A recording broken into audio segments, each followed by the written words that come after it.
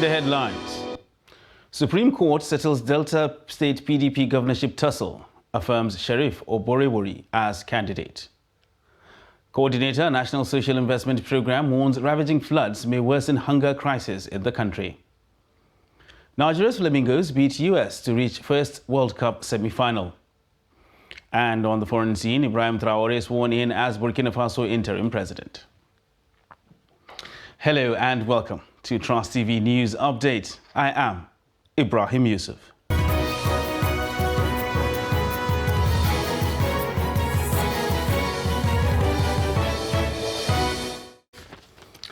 Hello and welcome once again. The Supreme Court of Nigeria has declared Sheriff Oborewori as the Delta State governorship candidate of the People's Democratic Party in the 2023 governorship election.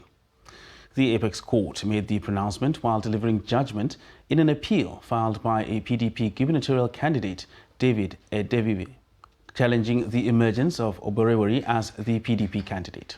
The report.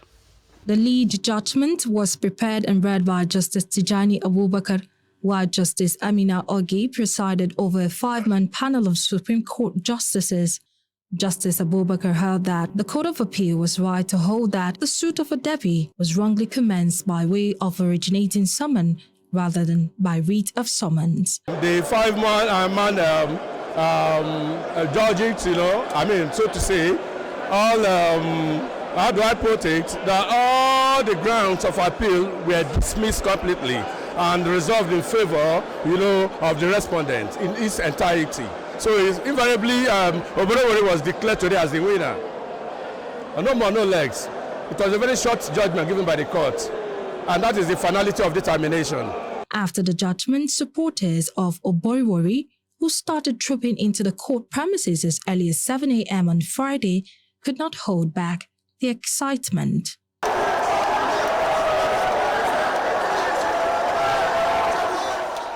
It seems the celebration is ending in no time soon as supporters of Francis Sheriff Oborewori are outside the Supreme Court premises still jubilating for this very judgment at the Supreme Court today. And that means that Oborewori is now the candidate that will be flagging the PDP flag in the governorship election of Delta State. Martia Umar, Trust TV News, Abuja. And as the 2023 general elections draw closer, stakeholders are collaborating to organize debates that will interrogate the various candidates to ensure that the electorate make an informed decision. The aim is to interrogate plans of the candidates and allow Nigerians to make informed choices. Chamun Dabeng reports. Nigeria currently has candidates from 18 political parties vying for the office of the president. Out of the 18, only 4 parties will be invited for a presidential debate on economic policy. There are 18 political parties who are vying for the office of president. But because we do not have much time, and this is a broadcast event, we only have about 2 hours for such events. When you repeat, if you want to do a broadcast for a whole debate, bringing 18 people, people will get fed up and they won't want to listen. So what we intend to do is to select the best 4 candidates from the polls. Following that selection criteria that we're employing, we're also carrying out a poll with the general public in order to validate the selection criteria and the names for the people who will be appearing in the debate, because it needs to be by, to a large degree, popular consent. The results of that will be out shortly, and once they are, we'll be releasing them to the general public and members of the press, so you can be aware of the methodology that we've used and the selection criteria. Some have argued that though several debates have been held in the past, very few changes have actually been made.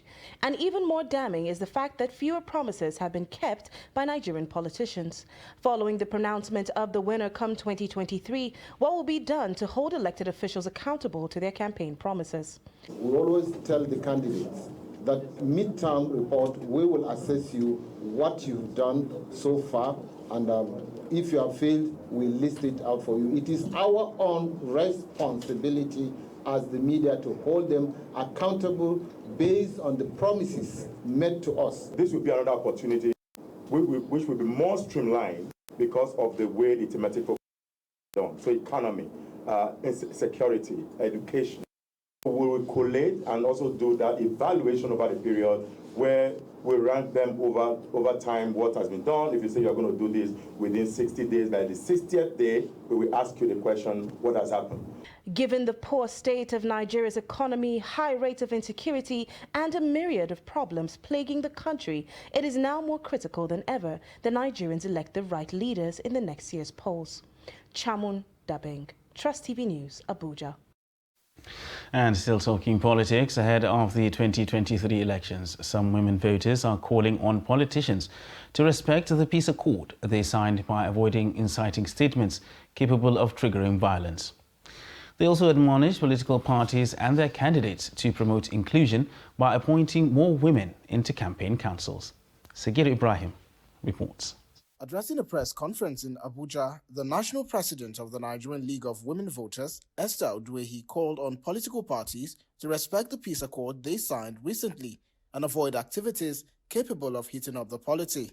As the campaigns progress, we expect a violence-free campaign, devoid of hate speech, and call on actors to respect the letters of the peace accord signed a few weeks ago.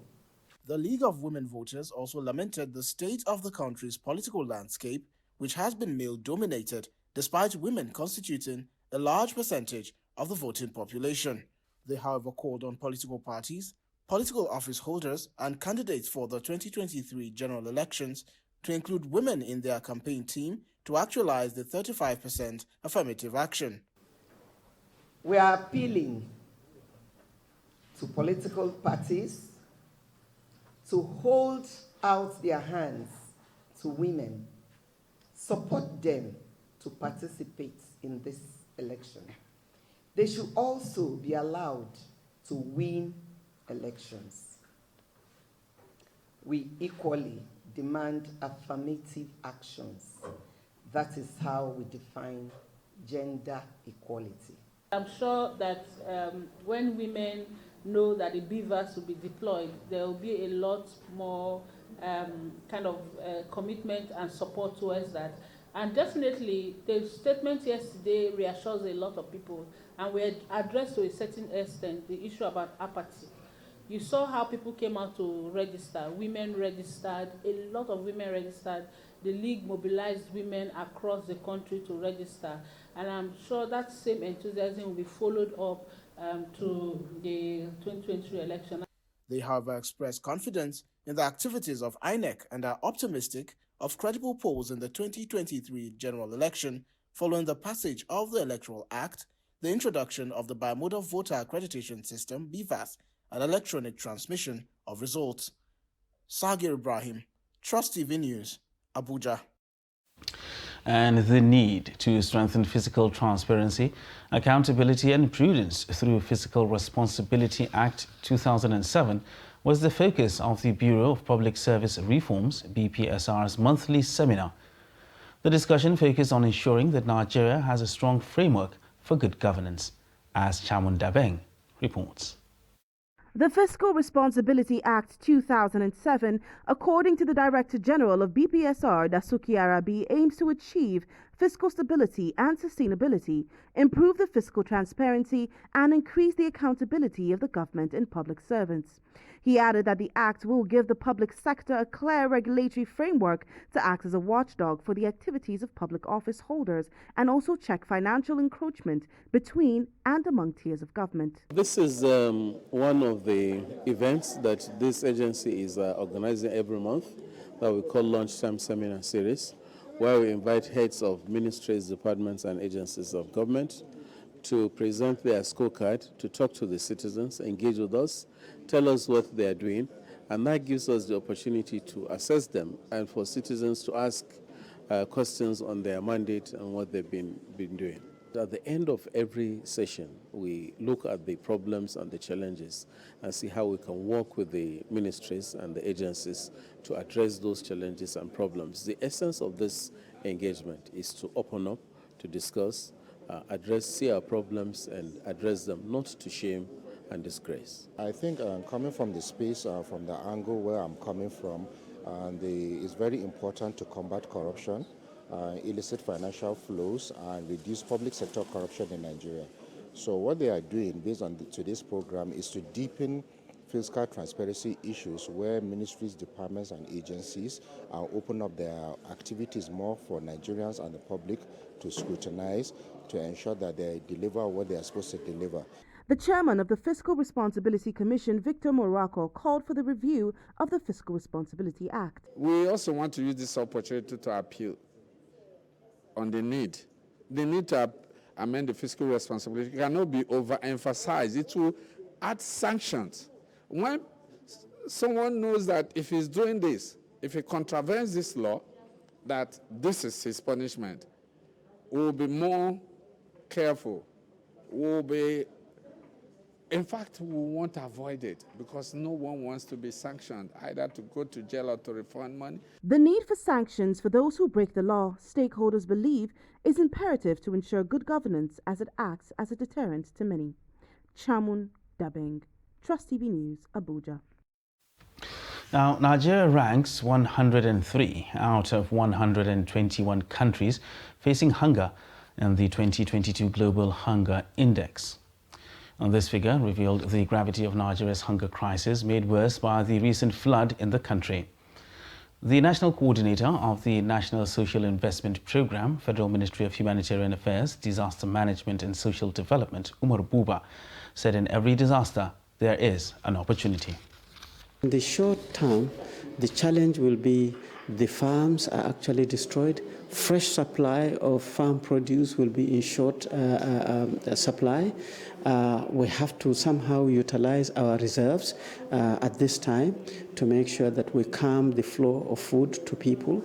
But gradually, as the rains subside, you will start seeing very fertile and wetland appearing all over the place for farmers, particularly in the dry season farming sector, to take advantage of these very fertile pieces of land that is moist to now boost the production and to cover for the losses. The most important thing is to ensure that we deploy what we know, we deploy the knowledge we have, we deploy the technologies that we can be able to have access. In countries where they have been able to manage this type of things, we must learn, and we must learn very, very quickly so that we can be able to protect our systems appropriately. And still on the recent flood disaster, Bayelsa State Governor Senator Duye Diri has visited Otuoki, hometown of former President Goodluck Jonathan in Ogbia local government area, where the home of the former president is affected by the rampaging flood. Diri, who lamented the degree of destruction caused by the flood on the livelihood of people, stressed that Utoki, the host community of a federal university, had been submerged and most of the locals displaced, including the home of Dr. Jonathan. The governor's spokesman, Daniel Alabra, in a statement on Friday, said Diri, while visiting the area on Thursday, urged the people not to despair, even in the trying times, assuring them that the state government had put in place machinery to provide relief materials and medical assistance to victims of the flood. He equally empathized with the former president, who he said is now also internally displaced. Diri again solicited the assistance of well-meaning citizens, corporate organizations and the federal government to enable the state to overcome the present unfortunate situation. And as some Nigerians in parts of the country count their losses following the flooding experienced during the 2022 rainy season, there is a need for humanitarian intervention to help cushion the negative impact of the floods on victims. It is against this backdrop that more groups have been announcing support for victims as part of concerted efforts to ameliorate the plight of victims. Trust TV's Aisha Salihu reports on one of such gestures. The aftermath of the flooding caused by torrential rainfall in some parts of the country left many displaced, communities ravaged, and victims exposed to diseases, insecurity, and economic hardship. Efforts of the government to bring succor alone may not be sufficient and as such require collaboration with private individuals, civil society organizations, and donor agencies to improve the plight of victims. The National Orientation Agency will be working with the Superbike Clubs Association of Nigeria as they ride through 6 selected states of Nasarawa, Plateau, Gombe, Kano, Katsina, and Kaduna, distributing mosquito-treated nets and the food packs in the 6 states to be covered while advocating for food security, national cohesion, and the non-pharmaceutical intervention in the fight against malaria. For this group, the gesture is part of its corporate social responsibility programs, which it does through riding for charity and philanthropy. Statistics shows that 5 states, Nasarawa, Plateau, Gombe, Kano, Katsina, and Kaduna, currently contributes about 24% of all confirmed malaria cases. This informs our decision to select these states. Our bikers will be engaging the youths and elderly people in public enlightenment, along with state directorates of National Orientation Agency in each state. The Nigeria Meteorological Agency had earlier raised alerts against heavy rainfall and flood in the affected states and urged state governments to prepare to avoid damages from weather-related hazards. Aisha Salihu, Trust TV News, Abuja. And following the suspension of the lingering industrial action by the Academic Staff Union of Universities, ASU, students at the Gombe State University said they are eager to resume academic activities. A section of the students who spoke to Trans TV said the 8-month-old strike had crippled their studies and demoralized their ambition. Ibrahim Ismail reports. It is good news for students of public universities across the country, as members of the Academic Staff Union of Universities ASU suspended one of the longest industrial action in Nigeria's history that spanned for 8 months. With renewed hope and ambition, students of Gombe State University could be seen preparing as they await the campus management to announce new calendar for the academic year. Definitely I feel happy that strike has been cut off, because it has been a setback to us students in the entire nation. To the future of Nigeria is a setback as well to go on a long strike like this. Definitely this is a letdown for the federal government that an academic institution like the academic institutions will be going on strike for a total of 8 months. Definitely. It's not something we wish it will happen again in the future or nearby future to us. I am ready to study and to perform very well in my academic. When you are at home, how do you feel that moment and what were you doing? I feel very bad. I am doing actually nothing because it's only school that I know. Speaking to newsmen, the Vice Chancellor of the university said the Senate will deliberate on how to chart direction for the academic year ahead. Yes, the university authority will still be calling all the students to come back for the continuation of the session, and very soon the Senate is going to meet and we're going to bring out a new timetable. At this stage, we are already doing the exam for the 100 level, which have started their lectures in August, and they will finish, inshallah, by the end of the month. And as soon as that is finished by November, students will be recalled, and the timetable will be made available as soon as it is approved by the University Senate. The Academic Staff Union of Universities ASU had begun an industrial action in February 2022 over alleged failure of the federal government to address their demands, including but not limited to release of revitalization funds. From Gombe, Ibrahim Ismail reporting for Trust TV. Stay with us on Trust TV News Update. Still to come. We'll tell you the story of a Sokoto community known for arts. Details of that and more after the break. Just stay with us.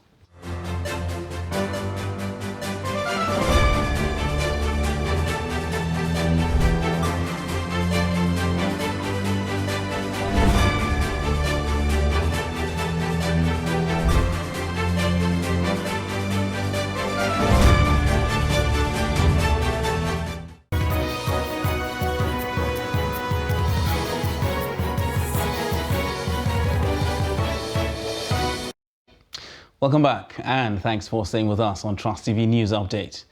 Now let's recap our top stories. Supreme Court settles Delta State PDP governorship tussle, affirms Sheriff Oborewori as candidate. And Coordinator, National Social Investment Programme, warns ravaging floods may worsen hunger crisis in the country. And moving on to other news now. The government at all levels have been charged to strengthen early childhood education and provide more play materials in schools to entice pupils to learning through play. This is against the backdrop of poor access to early childhood care development educational centre by pupils in their early years in the country. Trust TV's Hamid Oyegbade files in this report. Experts said stimulating learning environment with play materials helps children to grow well mentally, emotionally, and physically. This is the essence of early childhood care education development centers. But such centers are not many in most states in Nigeria. For instance, out of 2,000 primary schools in Sokoto State, only 500 have such centers. At Magaji Abdullahi Early Childhood Care Development Education Center at Shagari Town in Sokoto State, the pupils said they learn while playing. A teacher in the school, Asma'u Muhammad, said the children need to play to be healthy and they learn in the process. One of the pupils, Karima Ibrahim, said she loves going to school because she will play with other children. Sukera Muhammad was not enrolled in school. She hawks fried yam daily and sometimes she sneaks into the school to play with other children. Now she is learning through play and she wants to be a medical doctor in future. The Director, Early Childhood Education at the State Universal Basic Education Board, Sokoto State, Farouk Umar, said the state government is committed to ensuring sound education for all children in the state. A whole department is established. A full-fledged department of early childhood education is established in the State Universal Basic Education Board. Yetunde Oluwatosin, UNICEF education specialist, called on government and private individuals to do more in promoting early childhood education. That the first 5 years of a child's life is actually a critical period for them, because at that time is a time for them to develop their cognitive, their social, their emotional, and of course physical development for them, right? The experiences that a child goes through at this time actually impacts, it has a major impact in their future. For little Sukera, Mohammed, and others like her ambitious of becoming a medical doctor, early childhood education must be accorded the deserved attention, and necessary facilities, including playing materials, must be in place in the preschools to entice little children to education. Now, Sokoto State headquartered a caliphate founded by Usman Danfodio in 1804. And since then, it remains famous for its devotion to tradition, arts, and crafts. Madunka and Karai communities within the Sokoto metropolis are largely inhabited by people who rely on arts and crafts for a living. In this report, correspondent Yusho Adamu takes a look at the positive impact of leather works on the lives of people in the two communities. In the Madunka community, sheets of leather laying in plain sight, waiting to be processed into footwears and other products like skin bags, carpets, skin bed sheets, pillowcases, and all forms of interior decorations. Honestly, the business of leatherworks in Sokoto State has witnessed many changes. Before, we only produced few items, such as shoes and bags. But now we do many items, including handbags, wallet, mats, and many interior decorations. However, inflation of prices is seriously affecting our business. Although successive governments of Sokoto State have tried their best to improve our business,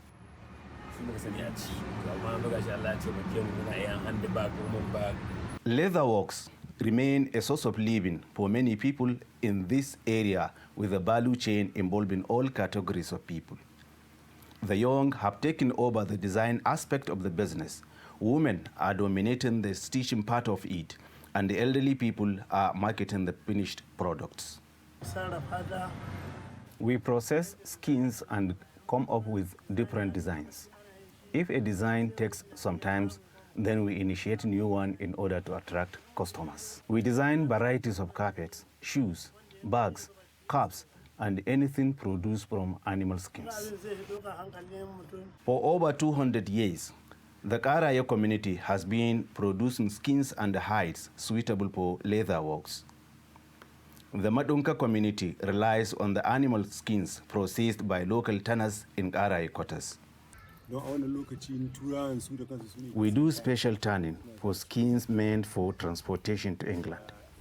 In the past, we have some tanneries companies here in Sokoto like John Holt and Dikko Tanneries, who buy tanned skins and export it to England. Unfortunately, these companies have collapsed. The only one that is still functioning has relocated to Kano. We also do special tanning for exportation to Niger Republic. If you go to Ilela, you will see parcels of processed skins waiting to be transported to Niger Republic. And from there, it will be sent to Mali and Morocco and then to Europe. Although leatherworks is playing a greater role in poverty reduction and crimes, especially among youth of Madunka and Karaye communities, there is little or no assistance from relevant authorities. Yushau Adamu, Trust TV News, Sokoto. Now for a look at the foreign scene, where Ibrahim Traoré has been sworn in as the interim president of Burkina Faso several weeks after Paul-Henri Sandaogo Damiba was removed in a coup. At a ceremony on Friday, Traoré pledged support for a transition leading to elections in July 2024, as he took the oath of office in the capital Ouagadougou under tight security. After taking the oath of office, Traoré, dressed in military fatigues and a scarf with the country's national colors, said the country was confronted with an unprecedented security and humanitarian crisis. And now in sports, Nigeria's under-17 women's team, the Flamingos, have qualified for the semi-final of the FIFA Under-17 Women's World Cup, beating USA 4-3 on penalties. The gallant girls saw their first-half lead erased by the USA, and at full-time the score stood at 1 goal apiece, and that led to a penalty shootout. Defender Blessing Edafe, whose penalty gave Nigeria a first-half lead, scored the decisive kick in the shootout to send Nigeria into the semi-finals to take on the winner of the quarter-final between Colombia and Tanzania. And that wraps up Trust TV News Update for this hour. For more news, you can subscribe and follow us across all our social media platforms. I am Ibrahim Yusuf. Thanks for watching.